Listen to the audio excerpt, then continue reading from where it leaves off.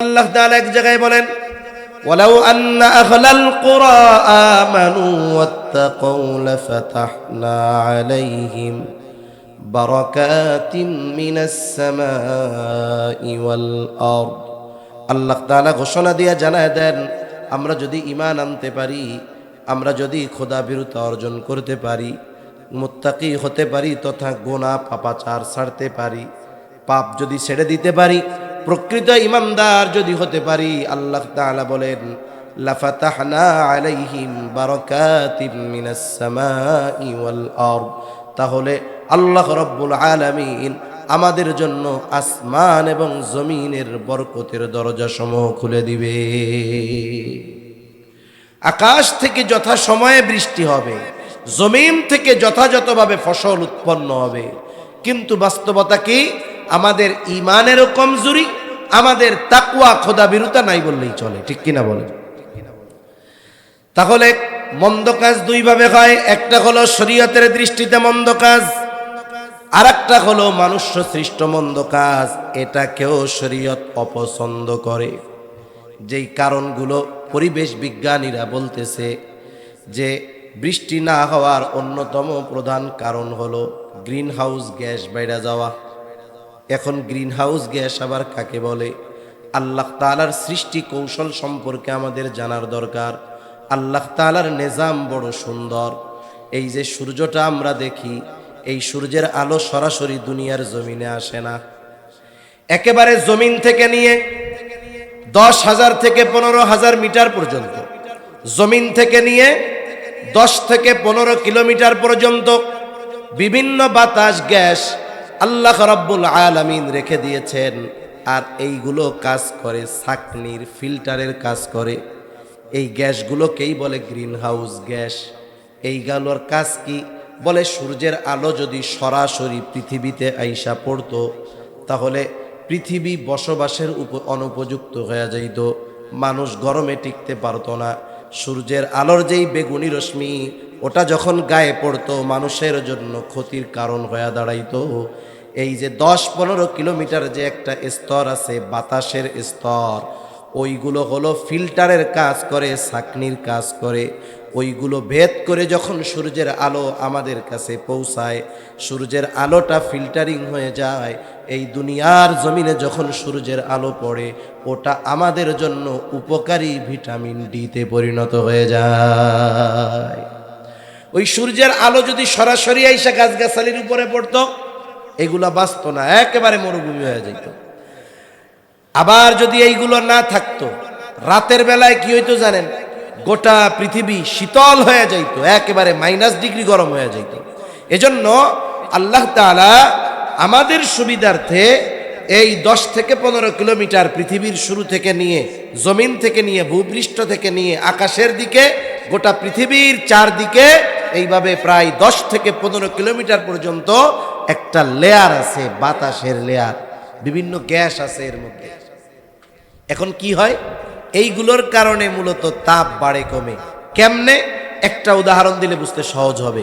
কঠিন লাগতেছে না তো আপনাদের? আবার একটু কিছু জিনিস আমাদের জানার দরকার, তাহলে আমরা বুঝতে পারবো। এখন কথা হইল, এই গ্যাসগুলোর মধ্যে কি কি গ্যাস আছে? কিছু আছে জলীয় বাষ্প, শুধু বাতাস, কিছু আছে কার্বন ডাই অক্সাইড, কিছু আছে মিথেন গ্যাস। এরকম কিছু গ্যাসের সমন্বয় এইভাবে প্রায় 15 কিলোমিটার ব্যাপী আল্লাহ তাআলা এক স্বচ্ছ কুদরতি ফিল্টার আল্লাহ রেখে দিয়েছেন। সুবহানাল্লাহ। এখন এর নাম গ্রিন হাউস কেন? গ্রিন হাউস নাম হওয়ার কারণ হলো, পৃথিবীর কিছু দেশ আছে যেই জায়গায় 12 মাস শীতকাল। মনে রাখতে হবে, সূর্যের আলোবিহীন, সূর্যের তাপবিহীন কোনো উদ্ভিদ, গাছ, ফসল জন্ম নিতে পারে না। সূর্যের আলো দরকার, সূর্যের আলো ছাড়া হয় না। শীত প্রধান দেশ, সেইখানে তো সূর্যের আলো অল্প সময় থাকে। আবার শীত যখন থাকে, সূর্যের আলোর প্রখরতা, তাপ কম থাকে। ওই সমস্ত দেশে এক ধরনের কাচের, স্বচ্ছ কাচের ঘর বানানো হয়। ওই ঘর এমনভাবে বানানো হয় যে কোনো বাতাস বাহির থেকে ভেতরেও ঢুকে না, আবার ভেতর থেকে বাইরেও যাইতে পারে না। এভাবে এয়ার টাইট করে দেওয়া হয়। এইবার সূর্যের আলো যখন ওই কাচের ঘর দিয়ে ভেতরে ঢুকে, ওই ভেতরটা বড় উত্তপ্ত হয়ে যায়, গরম হয়ে যায়। এইবার ওই জায়গায় ওরা শীতকালের যেই দেশগুলো শীত প্রধান দেশ, ওরা শাক সবজি এগুলো চাষ করে সূর্যের আলোর তাপটাকে দীর্ঘ সময় ধরে রাখার জন্য। কি হয়, তাপ পড়া যখন ভেতরে গরম হয়, সূর্যের আলো পড়ে আর ওই যে কাঁচ দিয়ে ঘেরা তাপটা বের হয়ে ছড়ায়া যাইতে পারে না। যেমন একটা উদাহরণ দিই, আপনাদের অনেক বিল্ডিং আছে, রান্নাঘর আছে না? মনে করেন কোনো মা বোন যদি একেবারে দরজা জানালা সব আটকিয়ে রান্না করে, গরম কত হবে? 45-50 ডিগ্রি গরম হয়ে যাবে। কিন্তু যদি সব চারদিকে খোলা থাকে, দরজা জানালা থাকে, তাহলে ওইখানে স্বাভাবিক গরম কম লাগবে। কেন? বলে তাপটা ছড়ায়া যাইতে পারতেছে। আর গরম কেন লাগে? বলে তাপটা আটকে আছে, ছড়াইতে পারতেছে না, এই জন্য গরম লাগে। ঠিক কিনা বলে? অথচ রান্না হচ্ছে তাপ এক, কিন্তু তাপ যদি ছড়ায়া যাইতে পারে গরম কম লাগে, তাপ যদি না ছড়াইতে পারে গরম তাহলে কি লাগে? বেশি লাগে। এই গ্যাসগুলো হলো ছাঁকনির মতো, ফিল্টারের মতো। এগুলো থাকলে উপকার, না থাকলে ক্ষতি, তবে বেশি হইলে ক্ষতি, একেবারে না থাকলেও ক্ষতি। এখন এই গ্রিন হাউস কেন বলা হইল?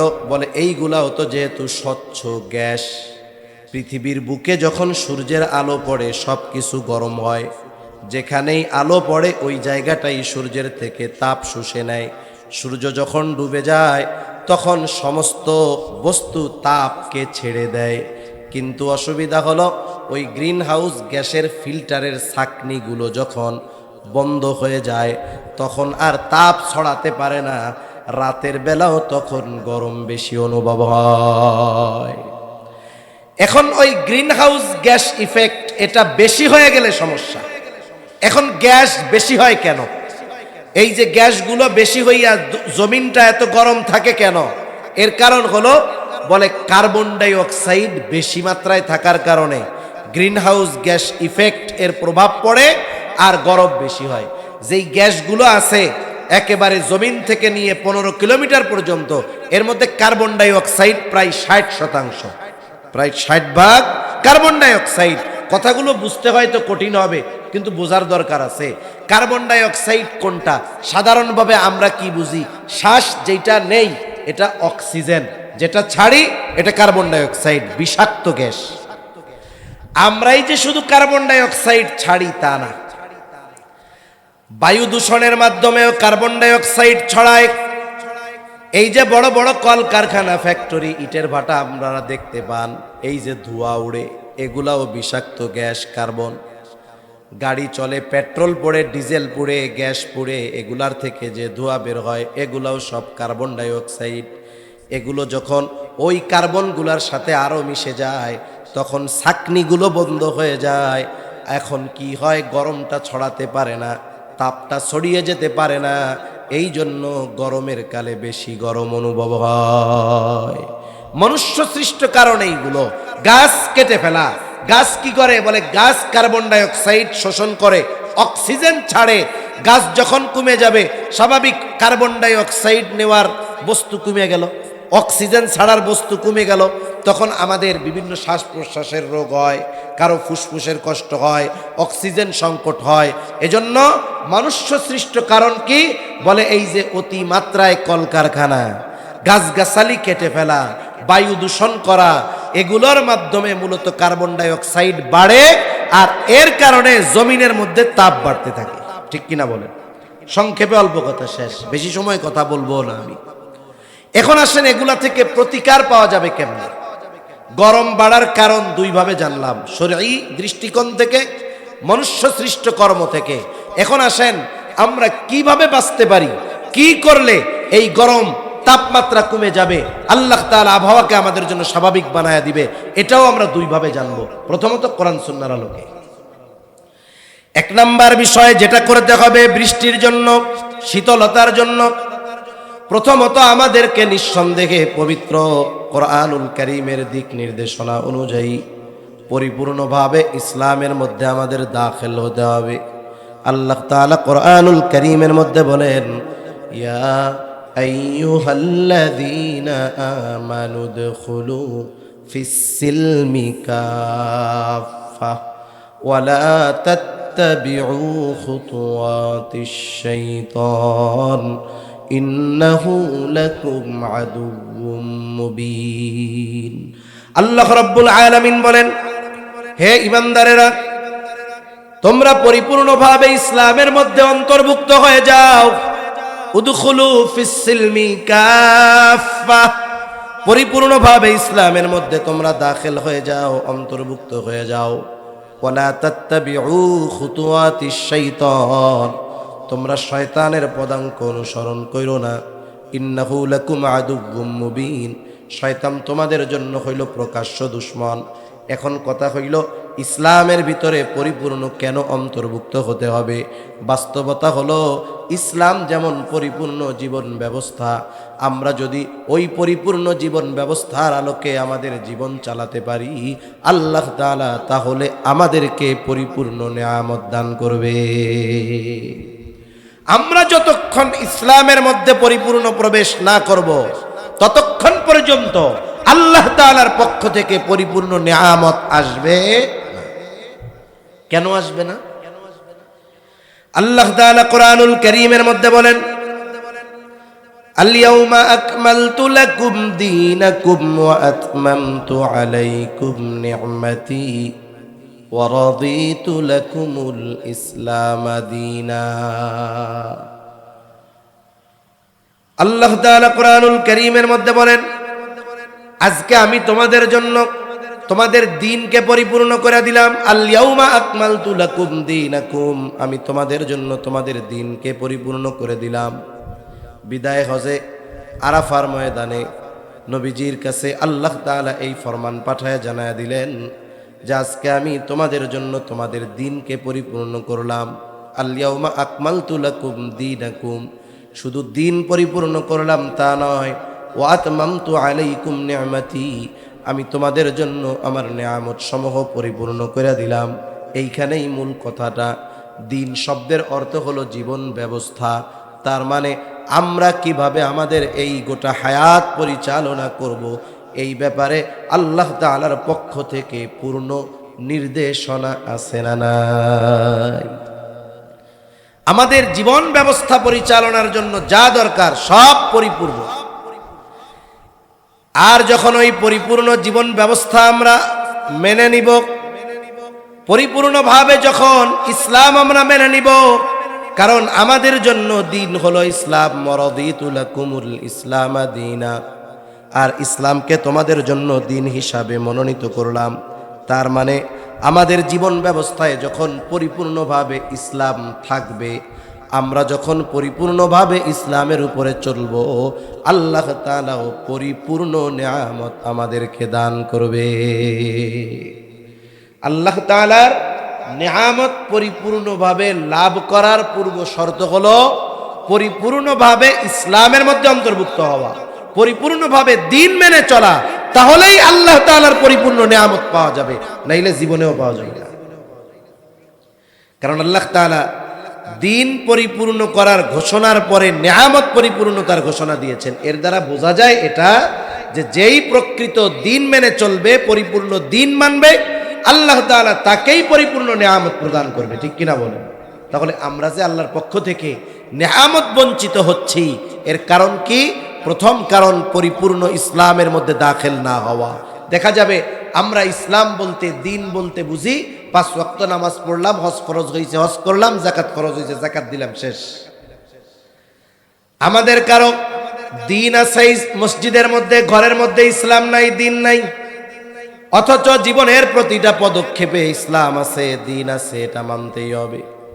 ইসলাম কেমনে পথ চলতে হবে এটাও বলে দিয়েছে, ইসলাম কেমনে ঘুমাতে হবে সেটাও বলে দিয়েছে, ঘুমানোর সময় লাইটটা বন্ধ করে ঘুমাতে হবে এটাও ইসলাম বলে দিয়েছে, ব্যবসা কেমনে করতে হবে ইসলাম বলে দিয়েছে, একজনের হকের ব্যাপারে আমার করণীয় কি ইসলাম বলে দিয়েছে।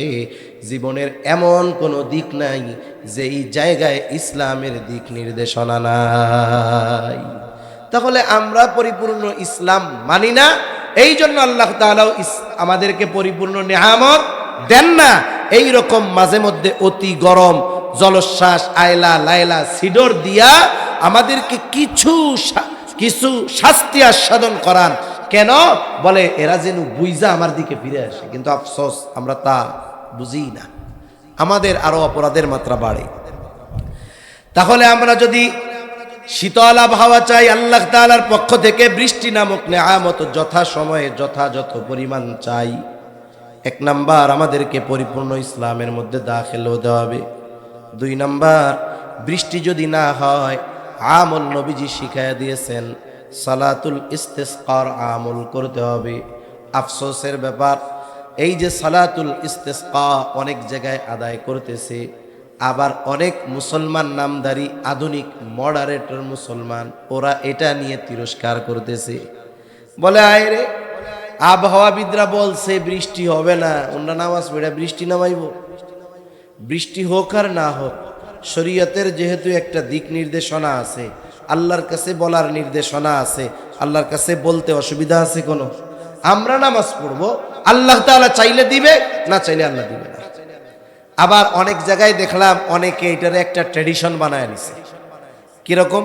বলে অমুক মসজিদের লোকজন পড়লো, আমরা না পড়লে হয় নাকি? ইজ্জত থাকে, আমরাও পড়ি। এই কাম কইরা কি আল্লাহর কাছ থেকে বৃষ্টি পাওয়া যাবে? যাবে না।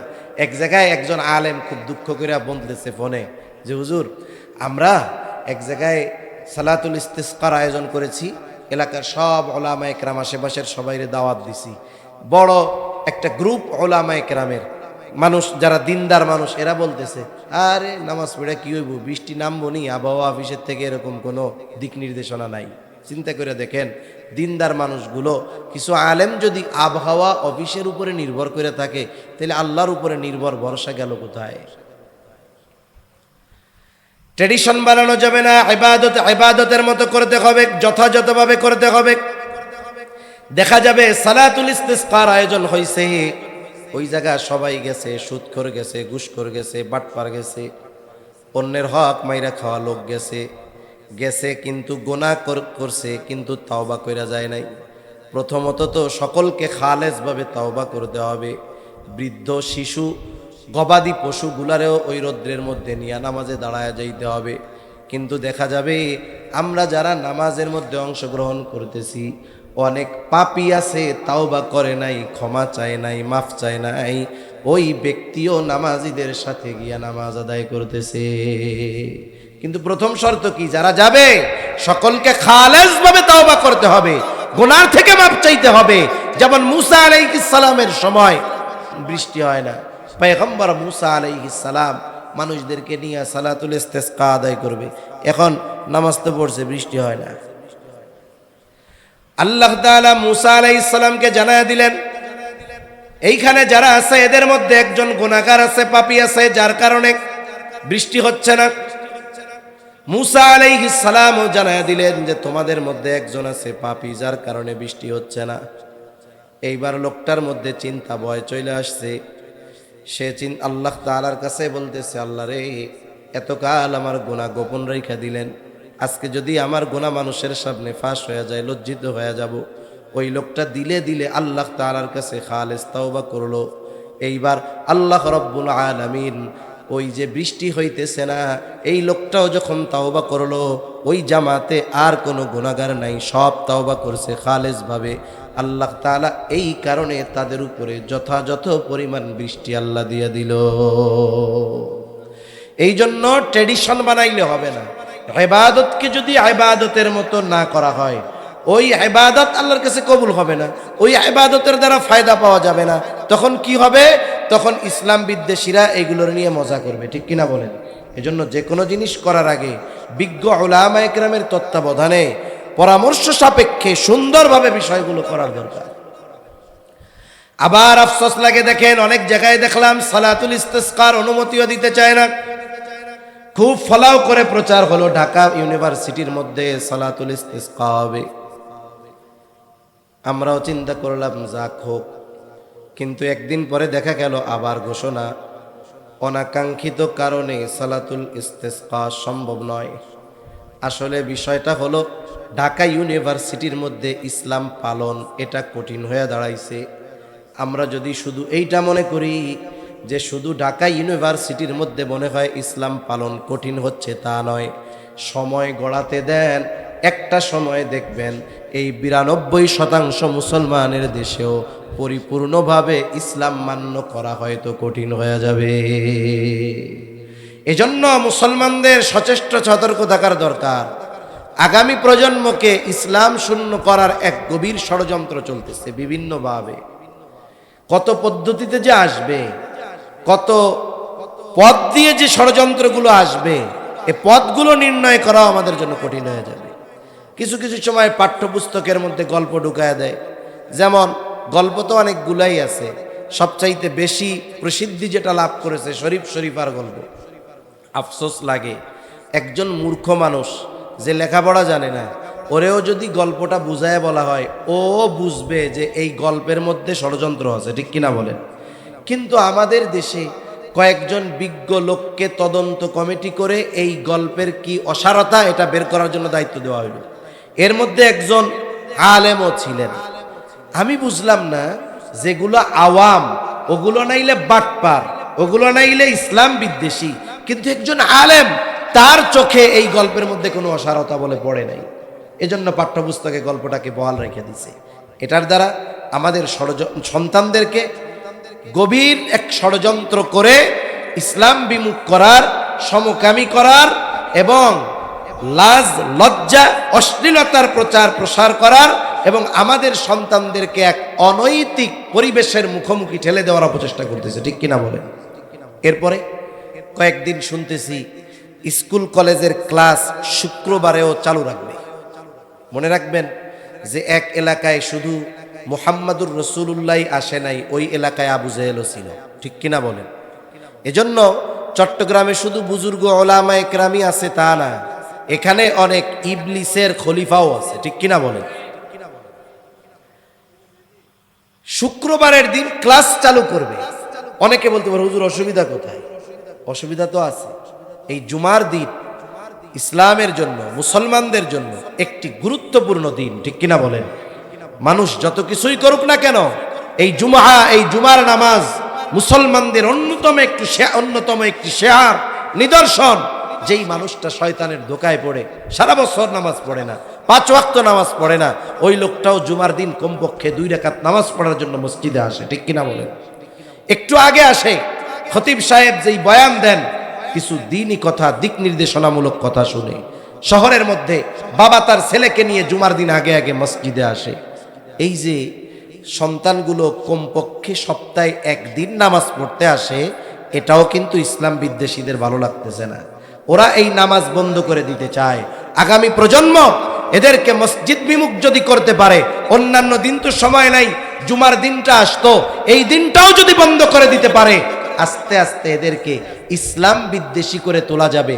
এদের মধ্য থেকে ইসলামকে বের করে দেওয়া যাবে।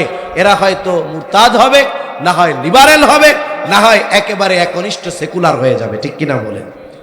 জোর করা লাগবে না, চাপায়া দেওয়া লাগবে না। এই ধরনের এক একটা পদক্ষেপ গ্রহণ করে আমাদের আগামী প্রজন্মকে শেষ করে দেওয়ার অপচেষ্টা এই ইসকনের দালালগুলো করতেছে, ঠিক কিনা বলেন? এজন্য আমাদের সচেষ্ট সতর্ক হওয়ার দরকার। প্রত্যেকটা মুসলমান যারা আল্লাহকে বিশ্বাস করে, নবীকে বিশ্বাস করে, এই সব মানুষগুলো একত্রিত হয়ে প্রতিবাদ করার দরকার। কে কোন দলের, কে কোন পীরের মুরিদ, এগুলো যদি কিছু কিছু সময় আমরা যাচাই বাছাই করি, তাহলে দেখা যাবে হাজারো দলে আমাদেরকে বিভক্ত করে সাইজ করে দিবে। আপনাদের জানা থাকতে পারে যে একটা সিংহ সে এক ঝাঁক ছাগল, গরু অথবা যে কোনো প্রাণীর উপরে হামলা করে না। সে প্রথমে কি করে? ওই এক দল থেকে যে কোনো একটাকে সে পৃথক করে। একসাথে যদি 50টা থাকে, ওরা যদি প্রতিবাদী হয়, সিংহ ভয়ে পালাবে। এজন্য সে প্রথমে কি করে? যে কোনো একটাকে আলাদা করে। এইবার যেটাকে আলাদা করে ওটাকেই সে টার্গেট করে। এজন্য মুসলমানদের মধ্যে ইউনিটি দরকার, ঐক্য দরকার। বৃহৎ স্বার্থ আছে কিছু জিনিস যেগুলো সামগ্রিক বিষয় ইসলামের, এই বিষয়গুলোর ব্যাপারে মুসলমানদের কমপক্ষে এক হওয়ার দরকার এবং এগুলোর ব্যাপারে সর্বোচ্চ সচেষ্ট প্রত্যেকটা খতিবকে মসজিদ থেকে সাধারণ মুসল্লিদের করার দরকার।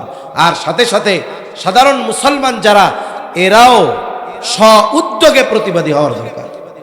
যেমন আমি একটা কথা বলি, এই যে শরীফ শরীফার গল্প নিয়ে যেই ষড়যন্ত্র, এগুলো আপনারা সবাই শুনছেন না? শুনেন নাই এরকম দুই একজন আছেন নাকি? কেউ নাই, সবাই শুনছে। অথচ যারা শুনছে এদের সন্তানেরাই ওই বইগুলো পড়বে, ঠিক না? উচিত কি ছিল? ওলামা একরামের দায়িত্ব, তারা আপনাদেরকে সচেষ্ট করে দিল, সতর্ক করে দিল। তখন আপনাদের কি দায়িত্ব ছিল? আপনাদের এলাকার সবাই একত্রিত হয়ে, প্রত্যেক মহল্লা থেকে ছাত্রছাত্রীদের অভিভাবকরা একত্রিত হয়ে উচিত ছিল এই বিষয়গুলোর প্রতিবাদ করার। এই বাংলাদেশে যদি প্রত্যেকটা মুসলমান, প্রত্যেকটা স্কুলের স্টুডেন্টদের অভিভাবকরা যদি একদিনে প্রতিবাদ করত, তাহলে এক মাসও লাগতো না, এক সপ্তাহের মধ্যে এই বইগুলো পুনর্মুদ্রণ করে এই অসারতাগুলোকে দূর করা হতো, ঠিক কিনা বলে? ইসলাম বিদ্বেষীরা কি দেখছে? ওই যে তদন্ত কমিটি গঠন করিয়া রিপোর্ট দিছে কয়েকদিন আগে, এই যে 2-4 মাস এরা কি দেখছে বলেন তো? এই গল্পটা বিশ্লেষণ করতে কি 6 মাস লাগে নাকি? এ তো 6 মিনিটের কাজ, কিন্তু 3-4 মাস ওয়েট করছে কেন? এর পিছনে আপনারা বুঝেন নাই হয়তো। আমরা যে আপনাদের বলছি যে এই গল্পের মধ্যে অসারতা আছে, এই গল্পের মধ্যে এই আছে, আমরা যে বলছি এটা আপনাদের হৃদয় পর্যন্ত পৌঁছাইছে কিনা এটা ওরা আগে পর্যবেক্ষণ করছে। যদি এই গল্প সব অভিভাবকরা প্রতিবাদ করত, নিঃসন্দেহে এটা বাদ দিত, কিন্তু আমরা বইলা রাখছি, অভিভাবকরা চুপ, যেই সেই, ঠিক কিনা বলেন? কোন জায়গায় প্রতিবাদ হইছে? হয় নাই তো। তাহলে ওরা বুঝলো আমরা যেটা করার করি, হুজুররা বলার দরকার বলবে, পাবলিক যা করবো তাই মেনে নিবে। এটাই তো হইছে নাকি?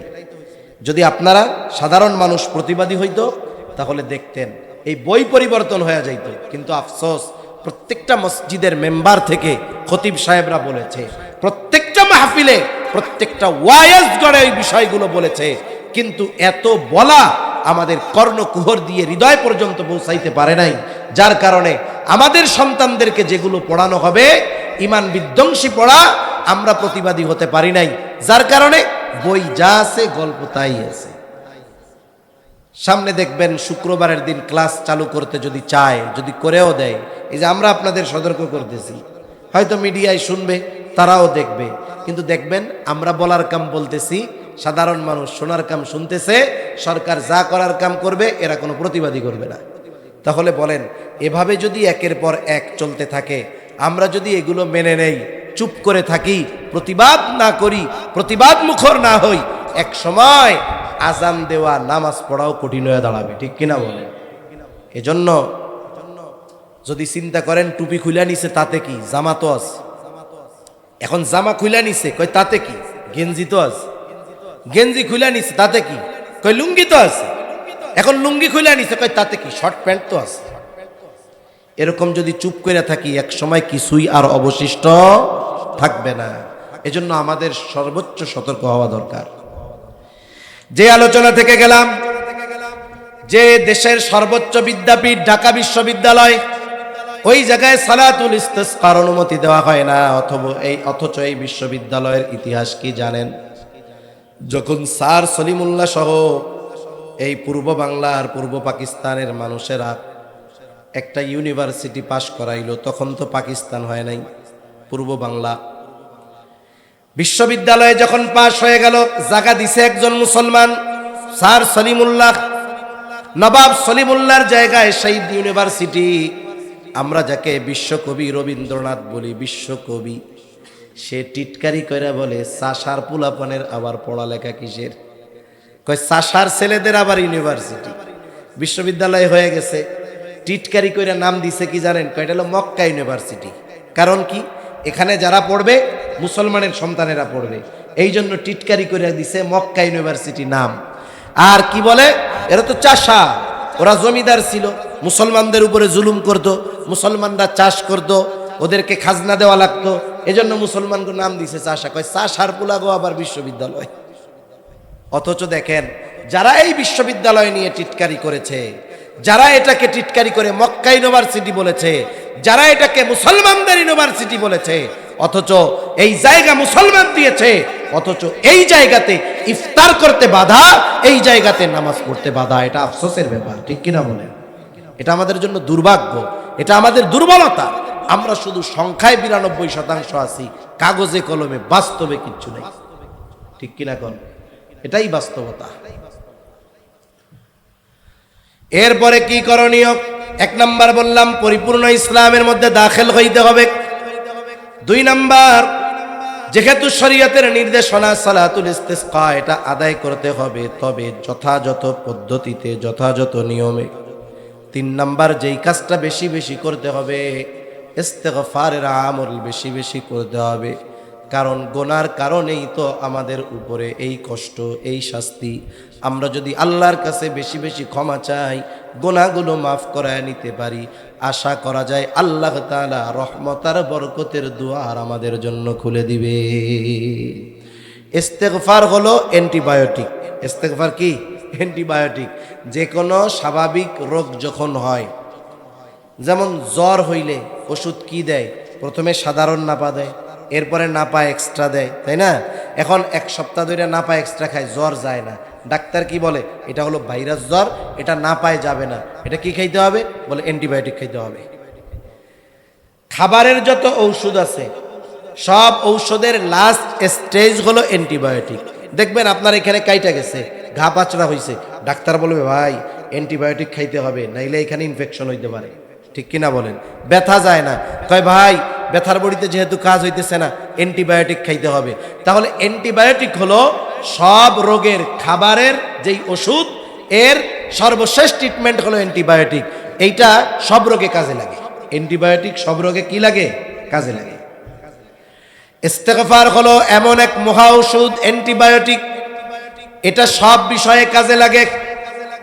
এই জন্য হযরত নূহ আলাইহিস সালাম তার উম্মতদেরকে বলতেছে, ফাকুল তুস্তাগফিরু রাব্বাকুম ইন্নাহু কানা গফফারা ইউরসিলিস সামাআ আলাইকুম মিদরারা ওয়া ইউমদিদকুম বিআমওয়ালিন ওয়া বানিনা ওয়া ইয়াজআল লাকুম জান্নাতিন ওয়ায়াজআল লাকুম আনহারা। আল্লাহ রাব্বুল আলামিন আমাদেরকে জানায় দিলেন এই ঘটনা কেন। তার মানে নূহ আলাইহিস সালামের উম্মতেরা ইস্তিগফার পড়লেই যে ওই ফজিলতগুলো অর্জন করতে পারবে তা নয়, আমরাও পারবো। এখন ইস্তিগফার পাঠ করলে কি হবে? ফাকুল তুস্তাগফিরু রাব্বাকুম, তোমরা তোমাদের রবের প্রতি ইস্তিগফার পাঠ করো, তার কাছে ক্ষমা চাও, তাহলে কি হবে? তোমাদের গুনাহগুলো মাফ করে দিবে। কেন বলে? ইন্নাহু কানা গফফারা, তিনি হলেন অতিশয় ক্ষমাশীল, মাফ করে দিবে। ইস্তিগফার পড়লে এক নাম্বার লাভ, গুনাহ মাফ হয়। গুনাহ মাফ হইলে আল্লাহ কি করে? হাদিসের মধ্যে আসছে, আল্লাহ যখন বান্দার উপরে খুশি হয় কি করে? যেগুলো করে তার মধ্যে একটা হইল আল্লাহ তখন বৃষ্টি দেয়। সুবহানাল্লাহ বলেন। আল্লাহ তাআলা এরপরে বলেন, ইউরসিলিস সামাআ আলাইকুম মিদরারা, আল্লাহ তাআলা আসমান হতে বাড়ি বর্ষণ করবে, আল্লাহ তাআলা বৃষ্টি প্রদান করবে ইস্তিগফারের বদৌলতে।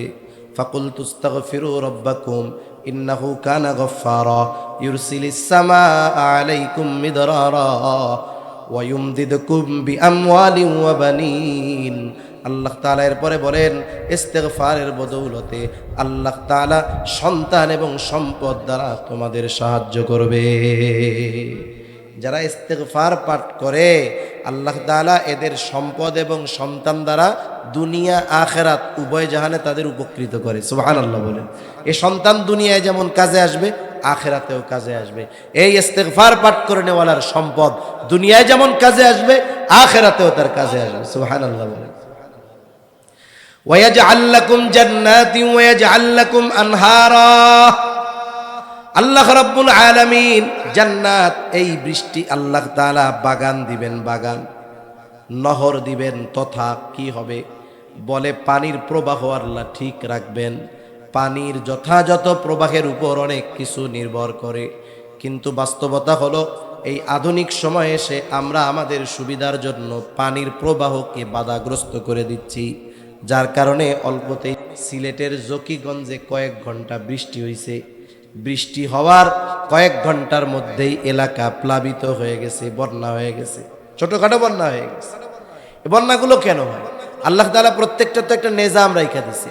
আমাদের দেশে যত নদী আছে, বিশেষ করে বেশিরভাগ নদীর উৎস হলো পাহাড়। পাহাড়ের বৃষ্টি থেকে আস্তে আস্তে নদী হয়, এই নদী গিয়া মিশে কোথায়? সাগরে। তাহলে ওই যে বৃষ্টি হবে, পানি আসবে, এর স্বাভাবিক প্রবাহ চলমান থাকবে, সমুদ্রে গিয়ে পানি মিশে যাবে। কিন্তু আমরা কি করছি? আমরা আমাদের সুবিধার্থে বড় বড় ব্রিজ বানাইছি, বড় বড় নদীর উপর দিয়া ব্রিজ হয়েছে, যাতায়াত সুবিধা হয়েছে ঠিক, কিন্তু কি হলো? একটা ব্রিজ হওয়ার কারণে একটা নদী মরুভূমিতে পরিণত হয়ে যায়, নদীর নব্যতা কমে যায়, গভীরতা কমে যায়, যার কারণে কি হয়? চর পড়ে যায়। এখন ওই পাহাড়ি ঢল অনেক হয়েছে, গভীর থাকলে তো পানিটা নিচের দিক যাইতো, যখন গভীরতা নাই সমান, পানি এবার দ্রুততার সাথে চতুর্দিকে ছড়ায়া পড়ে। এই যে হাওড়ের মধ্য দিয়ে রাস্তা হয়েছে, বিগত বছর, তার আগের বছর বিশেষ করে সিলেটে ভয়াবহ বন্যা হয়েছে। বন্যা হয়েছে কি? এগুলো সব পাহাড়ি ঢলের পানি, সিলেটের ওই পাশে সব পাহাড়, পাহাড়ি বৃষ্টির পানি। এখন বন্যা হয়ে গেল কেন? পানি কিন্তু বেশি সময় আটকে থাকে নাই। বলে হাওড়ের মধ্য দিয়ে পানি যে সহজে প্রবাহিত হইতে পারত, যখন রাস্তা হয়ে গেছে পানি আর স্বাভাবিক গতিতে যাইতে পারে না, আটকে গেছে। ওই যে কিছু সময় যে আটকে থাকছে, ওইটুকুতেই প্লাবিত হয়ে গেছে। মনে করেন আপনার ঘর একতলা ডুবে গেছে, 10 দিন ডুবে থাকে নাই, ডুবে থাকছে 5 মিনিট। এই 5 মিনিট যদি আপনার ঘর একতলা ডুবে যায়, তাহলে আপনার ক্ষতি হইতে কি বাকি থাকবে নাকি? বাকি থাকবে না। এখন আমরা এই মূলত এটাকে নষ্ট করে ফেলেছি। যদি আমরা ইস্তেগফার পাঠ বেশি বেশি করতে পারতাম, আল্লাহ তাআলা পানির প্রবাহ যথাযথভাবে রাখতেন, তাহলে এই যে অবস্থা, তাপ প্রবাহ, এগুলো থেকে যদি বাঁচতে হয়, 1 নাম্বার ইসলামের মধ্যে পরিপূর্ণ দাখিল হতে হবে। 2 নাম্বার, যেহেতু বৃষ্টি না হলে সালাতুল ইস্তিসকার শিক্ষা আমাদেরকে নবীজি দিয়েছেন, যথাযথভাবে সেটা করতে হবে। 3 নাম্বার, ইস্তেগফারের আমলটা বাড়ায়া দিতে হবে। নবীজি সাল্লাল্লাহু আলাইহি ওয়াসাল্লাম বলেন, আল্লাহি ইন্নী লা আস্তাগফিরুল্লাহ ওয়া আতুবু ইলাইহি ফিল ইয়াউমি মিআতা মাররাহ। নবীজি সাল্লাল্লাহু আলাইহি ওয়াসাল্লাম বলেন, আমি দৈনিক 100 বার আল্লাহ তাআলার নিকট তওবা ইস্তেগফার করি। আর হাদিসের মধ্যে আসছে, দৈনিক আমি 70 বারের অধিক আল্লাহ তাআলার নিকটে তওবা ইস্তেগফার করি। একজন নবী যার আগে পরের সব গুনাহ আল্লাহ মাফ করে দিয়েছেন, সেই নবী যদি এতবার ইস্তেগফার পাঠ করতে পারে, আমরা নিজের একটু প্রশ্ন করব যে আমি আজকে কয়বার ইস্তেগফার করছি? হিসাব করলে দেখা যাবে সপ্তাহেও 100 বার হয় না, সপ্তাহেও কি 100 বার হয় না। এজন্য ইস্তেগফারের আমল আমরা বেশি বেশি করব। ছোটটাই পড়ি, আস্তাগফিরুল্লাহ আস্তাগফিরুল্লাহ, আর যদি আর একটু বেশি পারি, আস্তাগফিরুল্লাহ আল আযীম ওয়া আতুবু ইলাইহি, এটাও পড়তে পারি। সেজন্য ইস্তেগফারের আমল বেশি বেশি করব। এরপরে যেই কাজটা দুনিয়ায় করব আর একটু বেশি। গরম বেশি পড়ার মূল কারণ, বলে 60% কারণ হইল কার্বন ডাইঅক্সাইড। কার্বন ডাইঅক্সাইড যদি কমাইতে হয় কি করতে হবে? বলে দূষণ মুষণ তো সব কমাইতে হবে, সাথে সাথে কি করতে হবে? বলে বেশি বেশি গাছ লাগাইতে হবে। কি লাগাইতে হবে? জোরে বলেন। গাছ লাগাতে হবে, কারণ গাছ কার্বন ডাইঅক্সাইড শোষণ করে। গাছ লাগানোর ফজিলত, এর হাদিস মুসলিম শরীফের মধ্যে ভরা। নবীজি সাল্লাল্লাহু আলাইহি ওয়াসাল্লাম বলেন, কোন মুসলমান যদি গাছ লাগায়, এই গাছের ফল যদি কেউ খায়, সদকা। পাখি খাইছে, বলে সদকা। চুরি করে একজন খেয়ে ফেলছে, কয় তাও সদকা। সুবহানাল্লাহ। ওই গাছের দ্বারা যদি কেউ উপকৃত হয়, সদকা। ছায়ায় বসছে, সদকা, কোনো অসুবিধা নাই, কিয়ামত পর্যন্ত সে সওয়াব পাইতে থাকবে। এই জন্য আমরা বেশি বেশি বেশি বেশি গাছ লাগাবো, বাড়ির ফাঁকা জায়গাগুলোতে গাছ লাগাবো। এগুলো আমাদের অক্সিজেন দিবে, কার্বন ডাইঅক্সাইডকে সে টেনে নিবে। এই জন্য বিজ্ঞানীরাও পরীক্ষা করে দেখছেন, যেই সমস্ত এলাকায় গাছ বেশি, সেই সমস্ত এলাকায় তুলনামূলকভাবে তাপ প্রবাহ কম, তাপ কম, গরম কম। যেই সব এলাকায় গাছ কম, সেই সব এলাকায় তুলনামূলকভাবে তাপ বেশি। এজন্য গাছ লাগাবো। আমি রাস্তার পাশে একটা ফলজ গাছ লাগাইলাম, আম গাছ লাগাইলাম, নিয়ত করে লাগাবো সদকার নিয়তে। পাইলে আমি কিছু খাইলাম তো খাইলাম, যদি না পাই, পাখি যদি খায়, সওয়াব হবে কি হবে না? একজন যদি চুরি করে খাইও ফেলায়, আগের থেকে অ্যাডভান্স মাফ করে দিব, যে সাথে খায় খাক, চুরি করে নিলে খাবে, যা সদকা। তাহলে কি সে খাইলো? সদকা। এখন ওই ছায়ায় একজন আইসা বসলো, বলে কি হবে? বলে সদকা। এই গাছ লাগানোর ফজিলত অনেক, এজন্য আমরা বেশি বেশি গাছ লাগাবো। সামনে বর্ষার মৌসুম আসতেছে, এই সময়টাতে আমরা গাছ লাগাবো। আর কোরআন এবং হাদিসের আলোকে এই মুসিবত থেকে বাঁচার যেই আমলগুলো বললাম, বিশেষ করে বেশি বেশি ইস্তেগফার পাঠ করা, এই আমলগুলো আমরা বেশি বেশি করব ইনশাআল্লাহ। করব তো? আল্লাহ তাআলা আমাদের সবাইকে কথাগুলো বুঝবার তৌফিক দান করুক।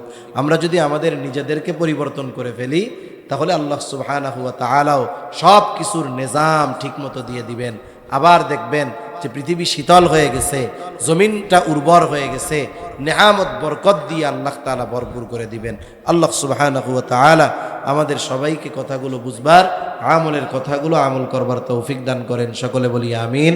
ওয়া আখিরু দাওয়ানা আলহামদুলিল্লাহি রাব্বিল আলামিন। আসসালামু আলাইকুম ওয়া রাহমাতুল্লাহি ওয়া বারাকাতুহু। জি,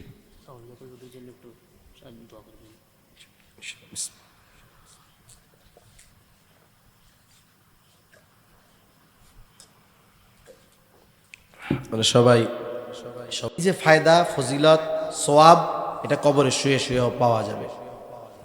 আলহামদুলিল্লাহি রাব্বিল আলামিন ওয়াল আকিবাতু লিল মুত্তাকিন والصلاة والسلام على خير خلقه محمد وعلى آله وأصحابه أجمعين. ربنا ظلمنا أنفسنا وإن لم تغفر لنا وترحمنا لنكونن من الخاسرين. ربنا آتنا في الدنيا حسنة وفي الآخرة حسنة وقنا عذاب النار. ربنا لا تزغ قلوبنا بعد إذ هديتنا وهب لنا من لدنك رحمة إنك أنت الوهاب. ওগোদয়ময় আল্লাহ, গভীর রাত পর্যন্ত আলোচনা করার পরে গুনাহ মাখা হাত আমরা তুলে ধরেছি। আল্লাহ, রাত যত গভীর হয় দুনিয়ার মানুষের দরজাগুলো বন্ধ হয়ে যায়, আর রাত যত গভীর হয় আপনার রহমতের দুয়ার তত উন্মোচিত হয়। আয় আল্লাহ, আমরা গুনাহগার, আপনি গফফার। আমরা গুনাহ করতে ভালোবাসি, আপনি ক্ষমা করতে ভালোবাসেন। আপনি আপনার গফুর, গফফার, রহিম, রহমান নামের ওসিলায় যে যেখান থেকে হাত উঁচু করেছে আল্লাহ, আমাদের বিগত জীবনের সব ধরনের গুনাহগুলো মাফ করে দেন। আয় আল্লাহ, আমাদের আত্মীয় স্বজন যে যেখানে আছে মাফ করে দেন। খাস করে যারা দুনিয়া ছেড়ে চলে গেছে, কবরগুলো জান্নাতের টুকরো বানায়া দেন। আয় আল্লাহ, খাস করে আজকের এই মাহফিল আপনি কবুলের মঞ্জুর করে নেন। আয় আল্লাহ, দীর্ঘ সময়ব্যাপী যা কিছু আলোচনা হয়েছে মাহফিলের শুরু থেকে নিয়ে অদ্যাবধি পর্যন্ত, আল্লাহ আল্লাহ যে যা শুনেছে আমলের কথাগুলো আমল করবার তৌফিক দিয়ে দেন। অপ্রয়োজনীয় কথাগুলো যেখান থেকে মুছে দেন ইয়া রাব্বাল আলামিন।